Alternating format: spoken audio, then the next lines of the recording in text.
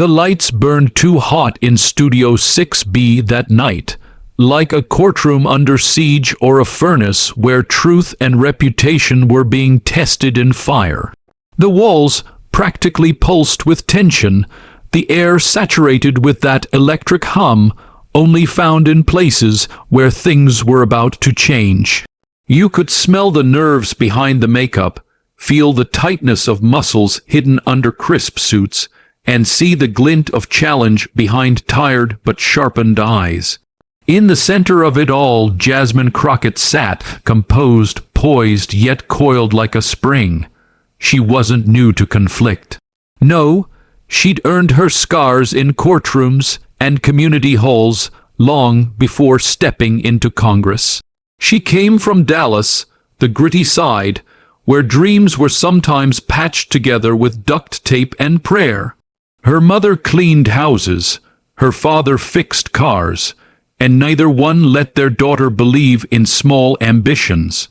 Jasmine grew up listening to stories about civil rights not just from books, but from elders who'd marched, bled, and buried friends for freedom. It made her fierce, but it also made her listen. Jasmine wasn't a politician first.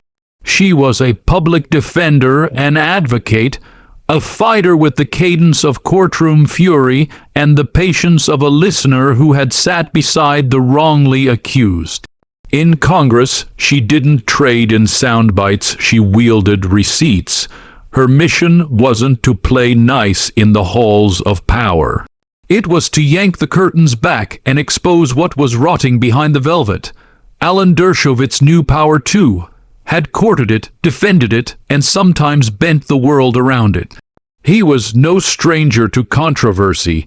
Once lionized as a Harvard law titan, he'd slipped into a role that blurred the lines between respected academic and TV courtroom gladiator.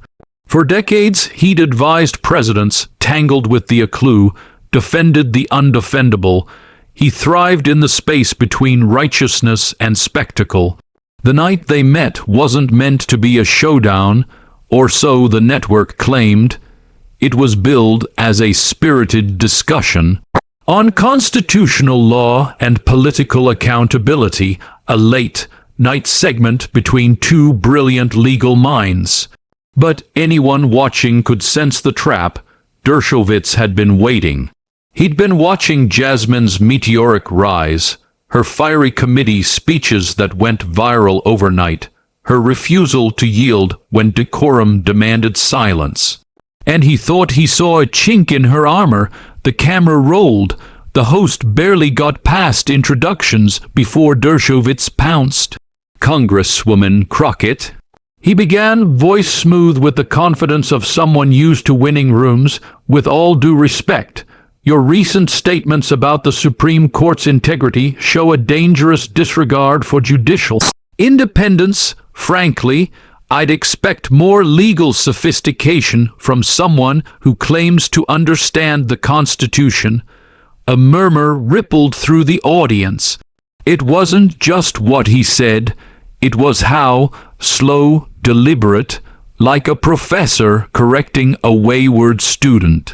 Jasmine didn't blink. She let silence settle between them like a loaded chamber. "Professor," she said finally, "you've made a career of defending systems. You helped shape systems that have rarely served people who look like me. So when I question the court's integrity, I'm not doing it from ignorance, I'm doing it from the reality that I've lived. I've sat beside clients who were guilty of nothing but being poor and black.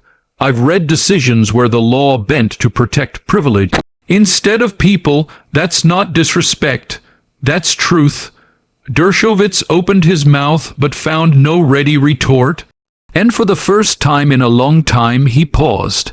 The moment echoed beyond the studio walls. What viewers didn't know was that Jasmine had just come from a grueling week. Her community in Texas was reeling after a controversial police shooting, an unarmed teen, a traffic stop gone wrong. She'd flown in, met with grieving parents, then flown back for this interview with barely a few hours of sleep. The pain of it still clung to her like smoke, but so did the resolve. Backstage, her chief of staff, Malik, watched the exchange with clenched fists. He'd been with her since her city council days, before The Hill, before CNN invites, back when they'd knock on doors in the rain just to get 12 people in a room. He saw something shift in her tonight. She wasn't just rebutting. She was anchoring herself in a deeper truth. Meanwhile, in Dallas, Mrs. Irene Walker watched from her recliner, clutching the hand of her grandson, whose older brother had been buried only last Sunday.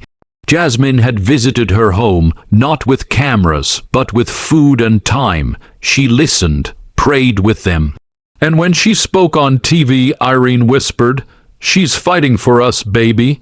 She's still fighting." The interview continued. The host tried to pivot, but the tone had changed. Jasmine turned the tables. "You speak often about the Constitution, Professor, but where were you when voting rights were gutted in Shelby v. Holder? Where was your outrage then?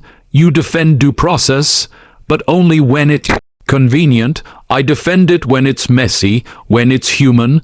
Dershowitz tried to respond, listing legal precedents, but Jasmine interrupted, not rudely but firmly. "You want to talk about the law as though it's sacred, but law is only as sacred as the people who interpret it. And right now, that sacredness is being sold to the highest bidder. If you don't see that, you're not blind, you're complicit." The silence that followed was longer this time, and it was not just his. The network scrambled to wrap the segment. Commercials rolled, but the damage, or the awakening, was done. In the days that followed, clips of the exchange lit up social media. Hashtags trended. Think pieces were penned. Young law students, especially women of color, shared the moment with captions like, "This is why I'm going to law school," or "She gave us language for what we feel." But the story didn't end there. A week later, Dershowitz reached out not to rebut, but to talk. Privately, they met in D.C., in a modest restaurant tucked away from headlines. He arrived first, wearing the same tired confidence. She arrived second, wearing a simple blouse and the kind of steel that doesn't need armor. "I underestimated you," he admitted. "I thought you were rhetoric over reason." She nodded. "And I thought you were reason without soul." They spoke for 2 hours. Not to agree, but to understand. In a corner booth, two legal minds from different worlds found a rare middle space, not built on compromise, but on confrontation done right. Honest, unflinching, respectful, the kind this country desperately needed more of. Later that night, Jasmine sat alone in her apartment, looking out over the Capitol dome. The city buzzed with its usual ego and ambition, but she felt something different. Not victory, not vindication. Clarity. She thought of Irene, of Malik, of every young black girl watching her, wondering if they, too, could speak truth without being swallowed whole. She whispered, almost to herself, "I'm not here to be polite. I'm here to be heard." And far from the lights and sound bites, that promise echoed, soft but certain. That's the thing about truth. Spoken right, it doesn't shout, it silences, and in that silence something sacred begins. Change.